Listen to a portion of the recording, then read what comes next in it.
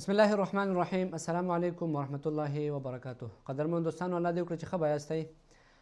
د اپریټرز چې کوم موضوعات وو هغه ټول انشاءالله خلاص شو په تېره ویډیو کې. بیا تېره ویډیو کې تاسو ته ما ویلي وو چې انشاءالله یوه نوې موضوع به سټارټ کوو چې هغه موږ سره کنټرول سټرکچرز دي. چې کنټرول سټرکچرز نن راځو په دې ویډیو کې وایو چې کنټرول سټرکچرز موږ سره څه شی دي. کنټرول سټرکچرز موږ سره د پروګرام فلو اف ایگزیکیوشن، یعنی پروګرام موږ سره باید په کم اډر کې ایگزیکیوټ شي، په کم ترتیب سره ایگزیکیوټ شي، دغه موږ سره کنټرول کوي. په بای ډیفالت ډول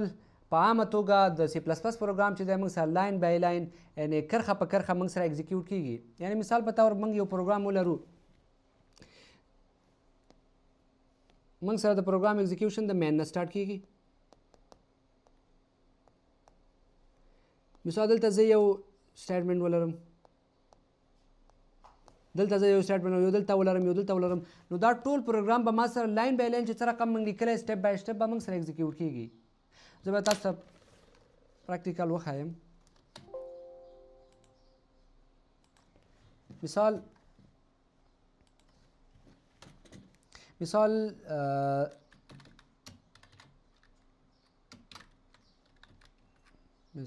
step 1 cout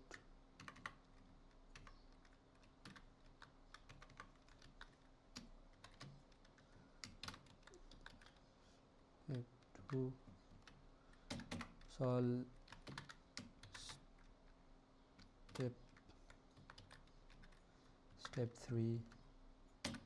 اوس دا پروګرام چې موږ سره رقم لیکلی دی، کله موږ کنټرول سټرکچرز نه وي استفاده کړی، نو ما سره لاین بای لاین اول به دا لاین ما سره ایگزیکیوټ شي، بیا به دا لاین ما سره ایگزیکیوټ شي، بیا به ما سره دا لاین ایگزیکیوټ شي. راځو ګورو یې. زه به یو انډل دلته ورکړم چې تاسو ته صحیح ښکاره شي.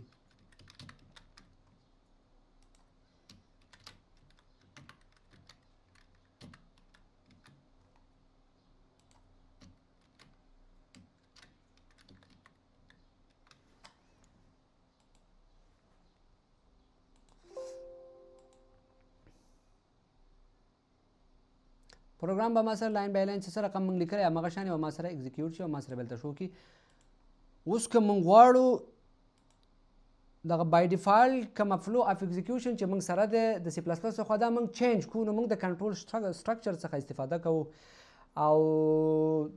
د دې کوم ټایپس چې موږ سره موجود دي چې د هغې په واسطه موږ غواړو د کنټرول فلو په لاس کې واخلو، هغه موږ سره اول سلیکشن کنټرول سټرکچر دی، بل موږ سره آیټریشن کنټرول سټرکچر دی، او سیکوینس خو موږ ویل سیکوینس موږ سره هماغه بای ډیفالټ د سی پلس پلس څخه چې کوم کنټرول سټرکچر دی چې لاین بای لاین موږ سره ایگزیکیوټ کېږي دا موږ سره هماغه دی. اوس سلیکشن کنټرول سټرکچر موږ سره څه شی دی؟ سلیکشن کنټرول سټرکچر چې موږ سره مثال په طور د یو کنډیشن په اساس باندې یو سټیټمنټ ایگزیکیوټ شي، یو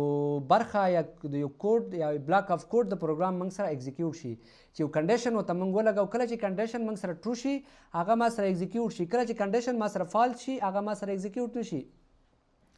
مثال تاسې به زه به تاسو ته یو مثال دی کې ووایم چې یو سیسټم ته داخلیږي او تا نه پاسورډ غواړي،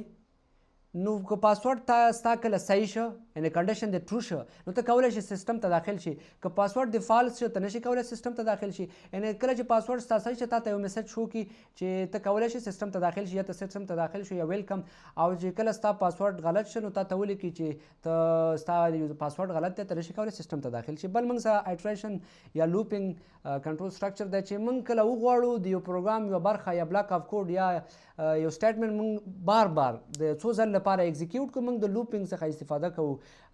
تاسې به مثال کله گیم کړی وي، په گیم کې مثال ته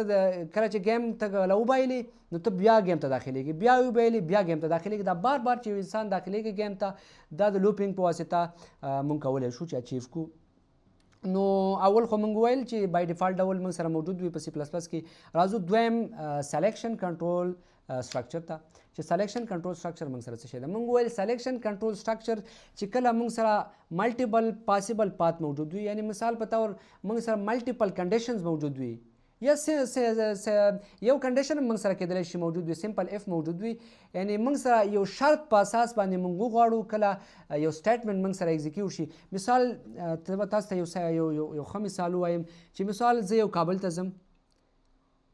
او یوه لاره ما سره داسې تللې ده کابل ته، بله ما سره لاره داسې تلله کابل ته دلته ولاړې